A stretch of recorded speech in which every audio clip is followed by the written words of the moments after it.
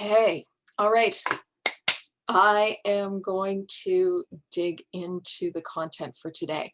So we are talking about customer service more than sales for the first time. And it is about phone anxiety that I run into more and more and more every passing year. This slide, you'll get a copy of it. It tells you a bit more about me if you're not already familiar with me, and gives you several links to the book, to the coaching program, to connect with me on LinkedIn if we're not already connected, and of course to stay in touch about these free webinars and my blog. So the story that I want to share with you, I guess it's a couple of years old now. I had a past client call me and say that he was hoping that I could help a staff member of his who had just spent half an hour with, and she was in tears because of the amount of anxiety she experienced when her phone would ring, her business phone, not knowing what was on the other side of that call. And that she had actually booked an appointment with her physician to get organized anti-anxiety medication to deal with these inbound calls. That surprised me. But again, it surprises me because of my demographic. So I think I was charged with being able to answer the house phone by the time I was 4 years old, which would be 1962. But I was taught how to do that. I was taught how to answer a phone and how to take a message and all of those things. Penny, welcome, great to have you here. And those are skills that aren't being passed along anymore because we don't have house phones, right?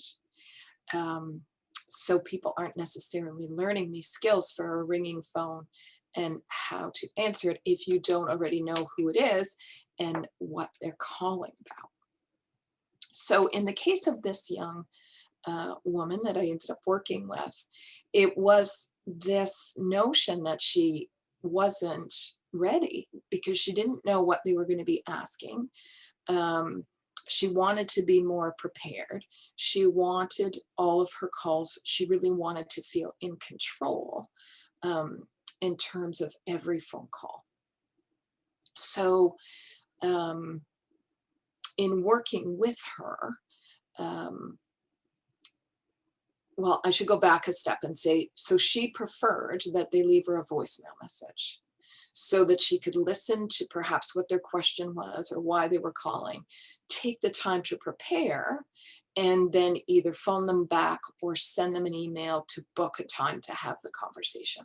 So I think a lot of this is about a human desire, which is to control as many of the situations in our lives as we can. And phone conversations involve a lot of improvisation, and that can be frightening. That can be really, really frightening.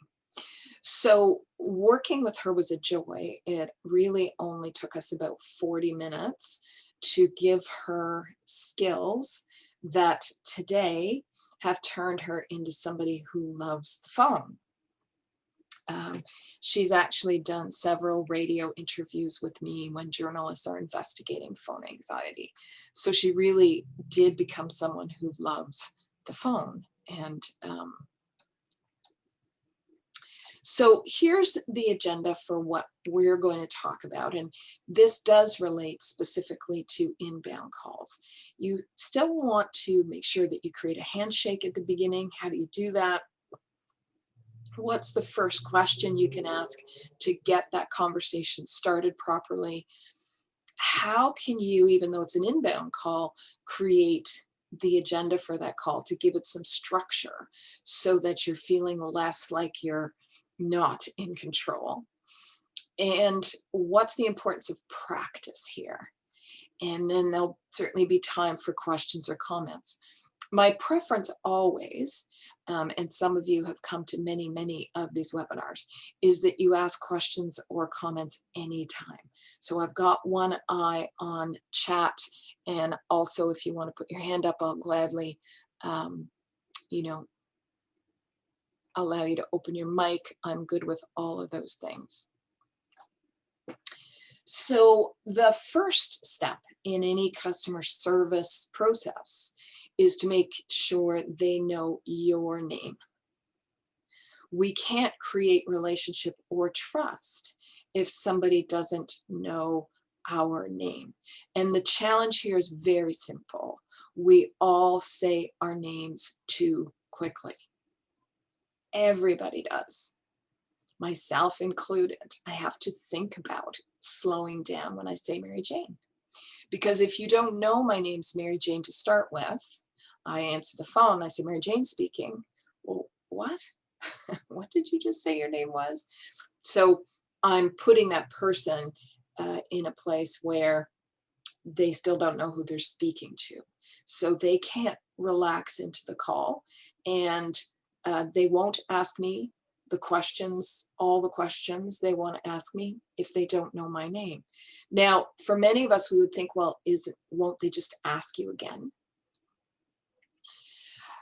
For many of us, we know we can do that, but not everybody knows that. Even though it seems obvious, not everybody knows they can say, I'm sorry, what did you say your name was? I did have a customer service experience myself today that was uncomfortable with my cell phone provider. And again, the person answering the phone, always difficult to grab their name. And I always make them stop. I always say, I'm sorry, I didn't catch your name. What is your name? Without that, we can't have a conversation, and I can't be in control in terms of being able to interrupt, ask an extra question, all of those things. So we really always want to make sure when we're taking an inbound call that we've given the other person our name very clearly. So we want to slow down. We want to make sure that if it's a video call, that our name is visible on the screen. Having the name is the beginning of relationship, and it is the first step towards extending our hand and shaking hands and making an agreement that we're going to work together on something. And then the second is to use their name and get it right. And this can be a challenge, but what we want to know, what we want to acknowledge is that everybody wants their name to be used, and they want it to be used correctly. I get called Mary a lot. People just cut the Jane off. And while that seems small, I actually have a cousin, Mary Cops. That's not me. So my name is Mary Jane, or MJ. And I was recently on a call with two executives, two calls. And the first call, they kept calling me Mary, Mary, and they both were in a hurry. So I let it go. And then the second call with both of them, I had to stop and say, I want to let you know. And it's hard to do, but I want to let you know my name's Mary Jane, or you can call me MJ. But my name isn't Mary.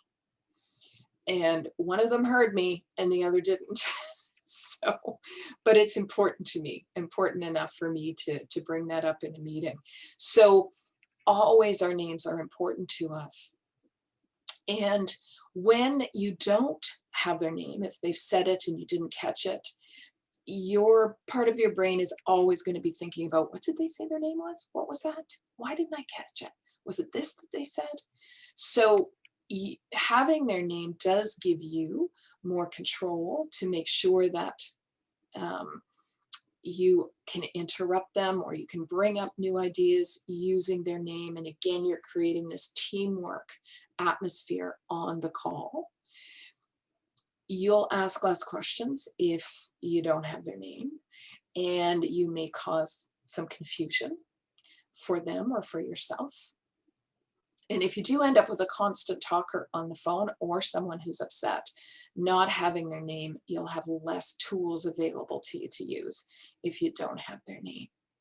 So if it's a name that's uncommon, no, always, you can ask more than twice for someone to say their name again.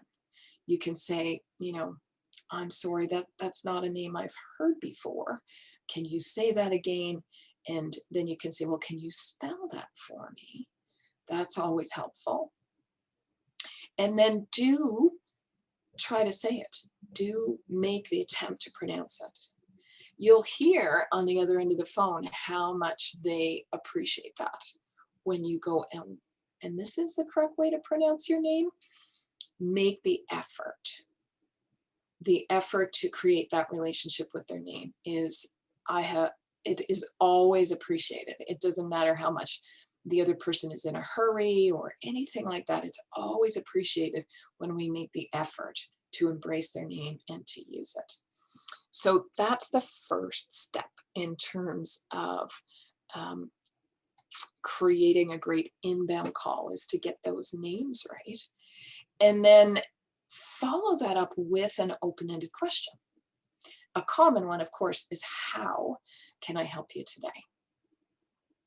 Because that will give you their agenda right away. And you want to work with their agenda if it's an inbound call. Now, you can always follow that up with, tell me more about that. If they're making their request very short and it doesn't give you enough information, don't hesitate to open it up with even more of an open-ended approach, as opposed to a question that would result in a yes or a no. You really want to open it up here, because your next step is going to need as much information as you can gather here at the front end. I'm going to welcome Frida. Frida, welcome. Another person coming in from the Valley. So when you ask these open-ended questions, then you get to create the agenda. So if phone anxiety is part of what you're experiencing on these inbound calls, you want the ability to give the call a structure. And you can give it a structure by creating the agenda based on the answers to those early open-ended questions. You'll be more relaxed. They'll be more relaxed, because you'll both have a path to follow through the call. And it will also help both of you to make decisions. So I introduced this same idea 2 weeks ago when we were talking about sales calls, but I want to repeat this, that the human brain loves numbers. The logical part of our brain loves to be able to follow numbers. And they help avoid big emotions, because we really are interacting with the logical side of our brains, both our brain and the customer's brain. And the numbers also work like the bouncing ball in karaoke. So if I know that there are 5 items that we're going to talk about in this call, I'm going to follow through. I'm going to count, and I'm going to make decisions in between the numbers. So if we're talking about the first item, I know there's a second item coming up, and I'm going to make a decision between those two, because I want to get to the next point. And also, when we get to number 5, for example, I'll know that the call is ending. It's almost like a pre-agreed upon point when we both will acknowledge that that's the end of a call. A great thing to compare it to is if you've ever been on a board or attended any other kind of meeting where there's an agenda on the boardroom table or on a screen. And you look at it and you go, oh, okay, this, this, this. The meeting will be about an hour for us to go through all these items. Well, it's exactly the same on a phone call. We hear what the items, the number of items that are going to be discussed. Our brain sort of processes that and says, oh, okay, well, this will be about a 10-minute call, or this will be about a 15-minute call. And we make that commitment to the call.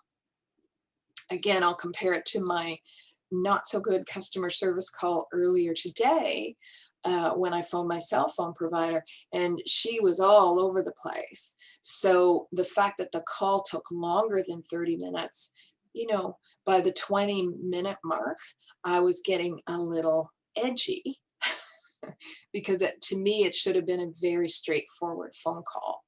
So she could have avoided that by saying, well, I think there's 4 things I have to investigate with you, or something like that. So I'm going to give you a sample here. And I'm going to make it apply to me.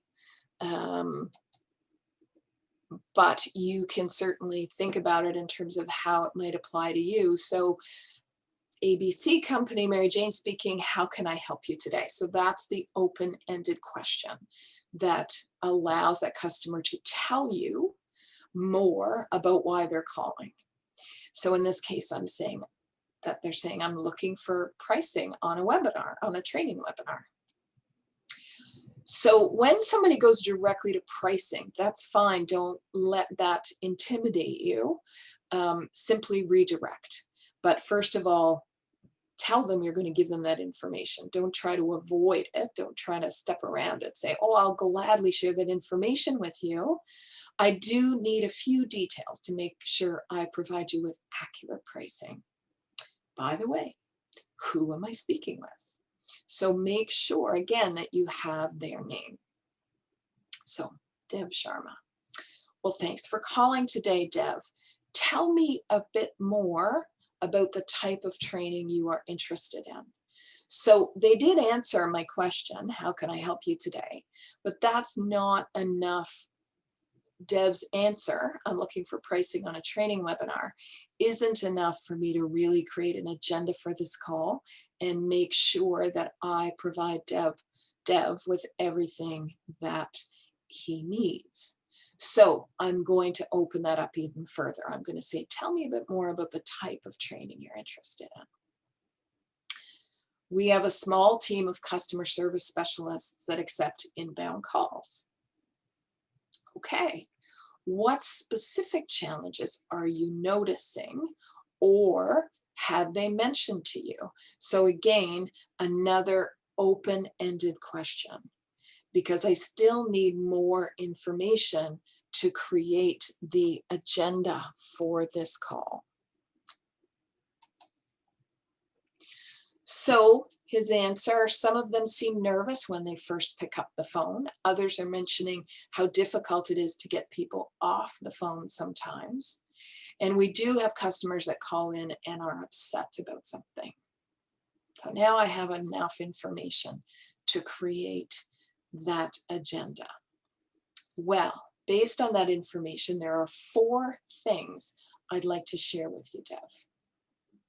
1, I can certainly create training for your team. For most of my clients, we start with a 1-hour webinar that reviews all the essential skills. If you and the team decided you wanted to delve deeper into any of the skills, we can look at adding to that training.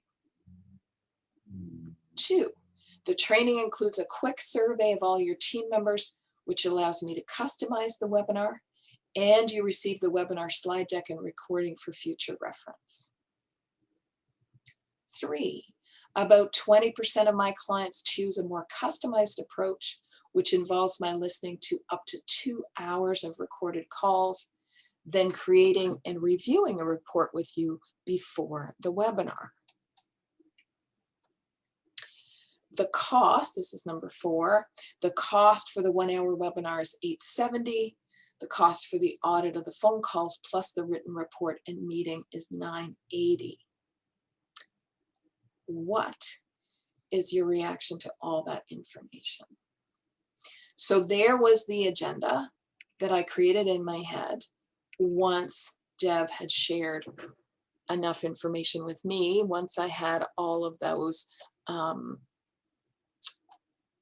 details from him that I did have to keep asking about. And then we have a discussion based on that. And because he called in and he was only looking for pricing, we may not have a discussion. Maybe he is one of those people that's just going to go, okay, thanks, bye. But because, again, I'm ending with an open-ended question, we'll likely have a discussion about that. And then, no matter what, whether it's a sales call like this one or it's different, you still want to end on the next best step. So you always want to end any call with a customer or a prospect by introducing them to what the next best step can be or should be. So the process for this is to make sure you do start the call with a very clear handshake. Make sure that you understand everybody's name. And ask the customer the open-ended question, and keep asking those open-ended questions if you need more information. Then you want to create your agenda from their answers. So while they're answering your question, open-ended questions, certainly a pen and paper can help, right? And you don't want to worry about neatness. You want to write, you want to draw, you want to scribble, or use arrows, do whatever you can to sort of get a rough draft of this agenda down on in front of you, instead of trying to remember it while you're having the conversation. So that's where a lot of the stress is with phone anxiety for people, is there's this improvisation piece, which there is often difficult, but at the same time, you're improvising and trying to remember things. So the value of scrap paper, pen, notebook, pencil, whatever you need, having that available to you for this inbound call is really crucial to being able to create a structure around that. And share that agenda with the other person. They're going to become more comfortable as well when the call has a structure. And of course, always leave room for discussion and questions. That's really important.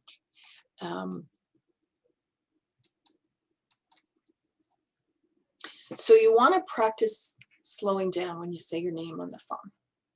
And we should all do this. Doesn't matter if we think our phone skills are excellent. We still need to practice doing this. I can't tell you how often I catch myself saying my name too quickly. And also practice getting their name right. Don't hesitate to ask them to spell it. And if you're doing outbound customer service calls, make sure you get that rep to repeat their name for you. Practice doing that. It's a very powerful thing to do. Keep that pen and paper handy. Get comfortable with writing messy notes, and give yourself that freedom to just do whatever you need to do to get the information down from your open-ended questions. And then create that agenda from the information they give you.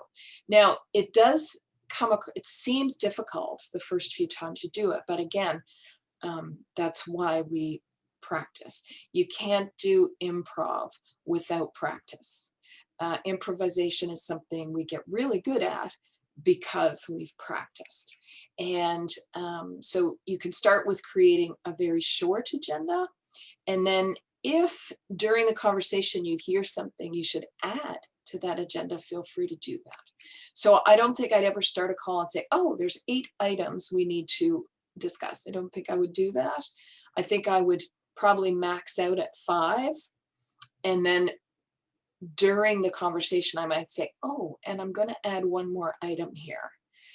Because otherwise, I think if we go 8, 10, 12, the other person is intimidated, especially in the example I gave you, he only wanted the price. So if then I said, well, there's 12 items we need to, I think I would lose that customer right there.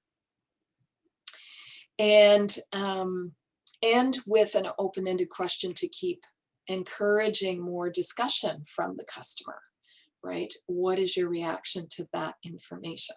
Again, it's interesting that I have this very fresh customer service call in mind here. She did not communicate with me at all. There was no desire in her to create relationship with me, or be helpful particularly. And then you want to move the process forward with that customer. So you're looking for, listening for what that next best step is, and being able to verbalize that for them so they know what's coming up next. So, questions, comments, anybody have any thoughts or experiences they want to share? Penny. Very helpful. I have lost a lot of business because they wanted price only, and I cannot price something without details. That's right.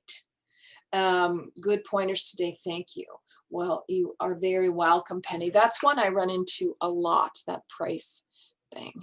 Eileen, I'm going to allow you to talk. So feel free to unmute there and ask your question. So Mary Jane, I'm wondering, when do you ask for the person's phone number and or email address? Well, that would be part of the next best step. So after you have sort of given them the information they asked for, in this case, the pricing, and then you said, and what's your reaction to that information? And they said, well, you know, that's, let's say they said, well, that's a little bit more expensive than I was expecting, or I don't know what they'd say. Well, I understand that. What I'd like to do next, though, is send you some more detailed information to consider in your own time. What email address can I send that to? So you could do it that way. Especially when somebody's calling in for pricing, you don't want to, I guess, push them for a phone number and an email right at the beginning of that call. You want to leave that towards the end. Any reaction there, Eileen? Well, I think that's great advice to leave towards the end, because I think I tend to be really concerned about kind of losing them, like, okay, who is this? And I need to know how to contact them again. So I'm sure that sometimes can put them off, or feel that I'm just trying to add them to my database or something. So yes, yeah, I think it's better to say that, and I'd like to send you some more detailed information that you can consider in your own time. Yeah, and I mean, the other thing about losing people, so let's say in my example, Dev is only interested in pricing. So even though I go through all of that information, in the end, when I give him the pricing, he's no longer interested. You know what?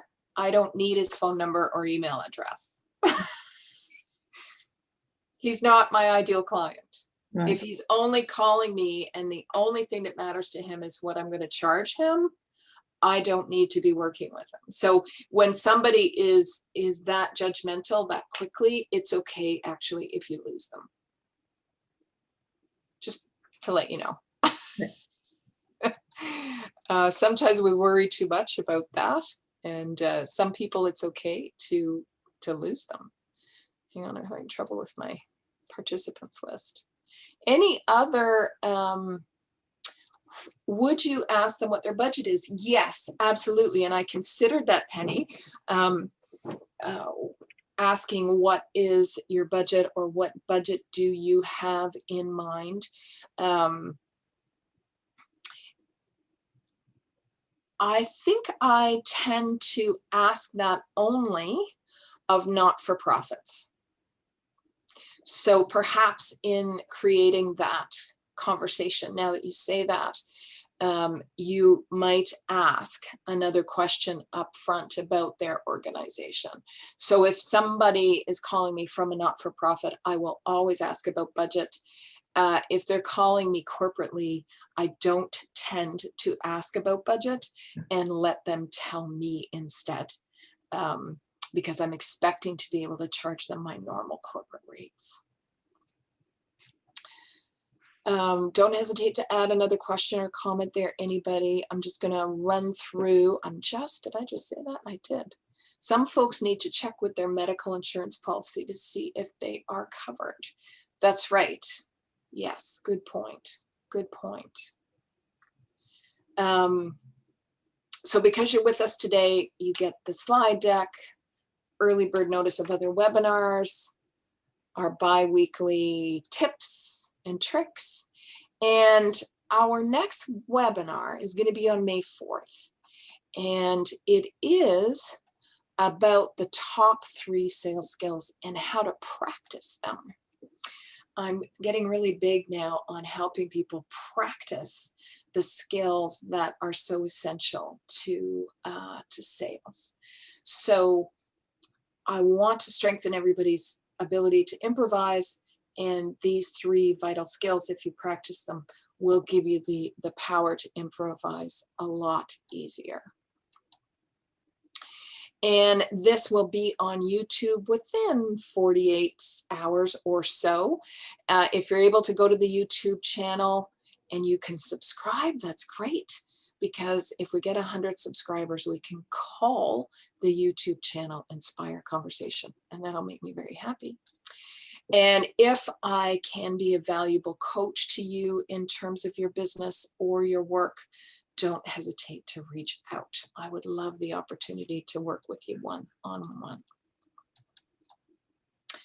So thanks for showing up today. We're 1 minute over, and I apologize for that. Hello, Catherine, coming in from the West Coast. Lovely to have you here. Any additional questions or comments, I'll gladly stay here and answer them.